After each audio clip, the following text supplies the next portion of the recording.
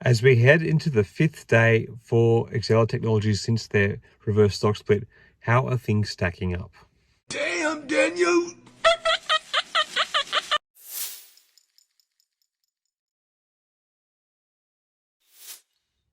Hi again, Exela fam. I hope you're all doing really well. Now, I've called you Exela fam because I had someone mention in my comments the other day that I've been covering this stock for a really long time. It's true. I've been following it for almost 2 years. I've jumped into it, obviously, in the height of the meme stock rally stuff. And, I kind of been in and out of it a little bit. I owned the preference shares for a little while. Anyway, bottom line is I have been following the company for quite some time. And someone did acknowledge that in the comments the other day. So just shout out to that person. And yes, it is true, I've been following for a long time.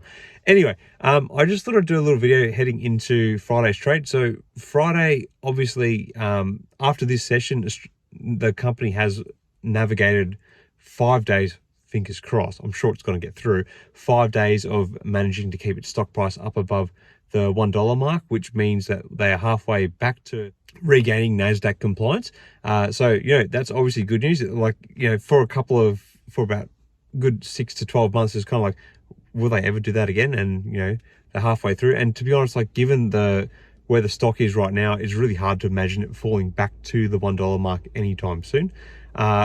Now, speaking of which, one thing I was sort of thinking about the other day is, like, holding XELA stock, there is a bit of a psychological issue with this right now. So having been and following the stock for some time, like, people are used to seeing, 1 cent or half cent movements in a day. Now we're seeing, like, these really dramatic stock movements, and there are reasons for that, but you've got to put it in perspective. Now, like, just because the stock's moving quite a bit doesn't necessarily mean it's a huge gain in value for you with the stock.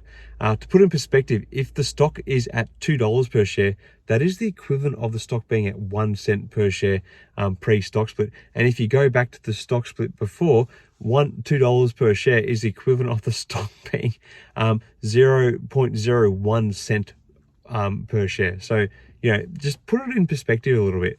Now, so basically, if you're looking at pre-stock split values, every $2 is the equivalent of 1 cent. So right now, we're sitting at just a touch above 3 cents. So it's not that great. It's probably about where the stock was when they announced the reverse stock split was coming. Now, I've kind of talked on here several times before about my long-term play with the stock.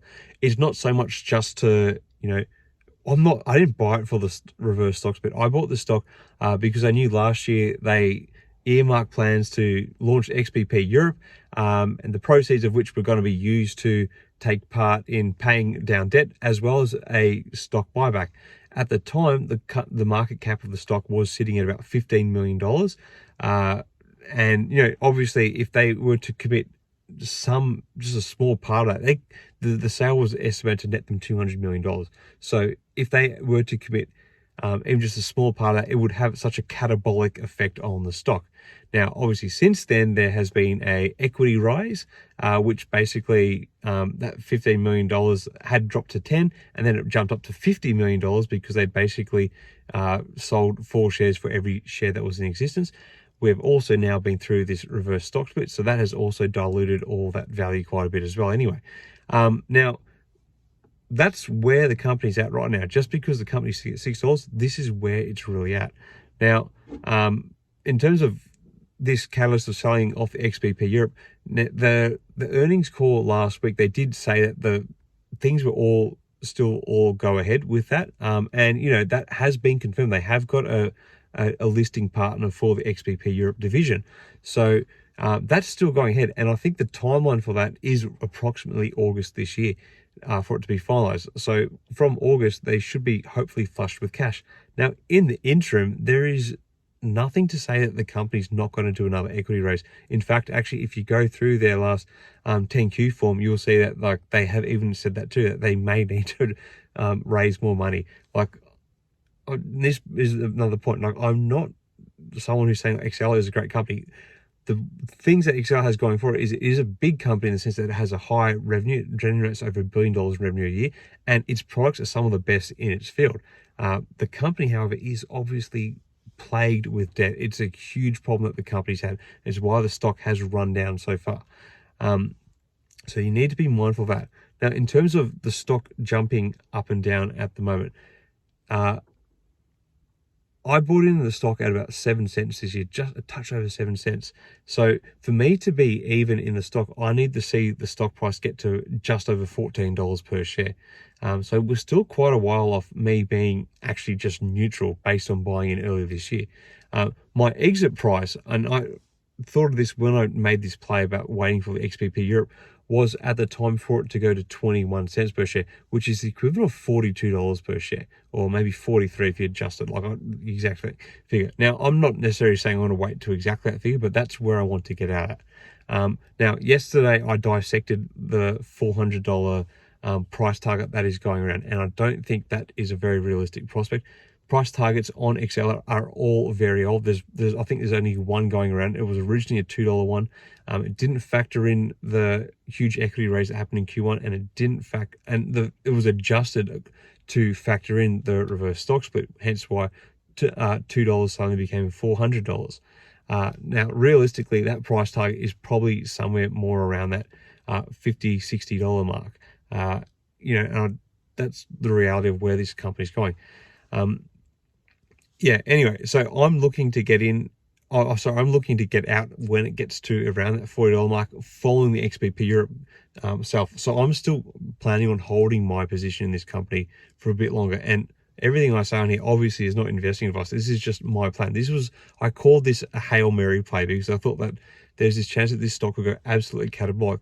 The reality is, now that they have done this equity raise, regardless of the reverse stock split, the equity raise they did earlier this year is what's really going to hurt the overall return I'll get on there. I still believe there will be a good return, but saying that, I've now kind of, I guess, lowered my expectations for what that return could be.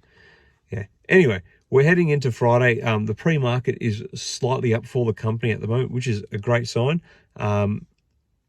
But at the same time, pre-market doesn't mean too much. It is a low volume session. The stock is still going to be subject to some pretty dramatic moves now, because it is very tightly held by institutions. Therefore, the trading is only happening for a very small number of shares in the company. So the moves can be quite dramatic, and there is still an ever-present thought that there could be a bit of a short squeeze.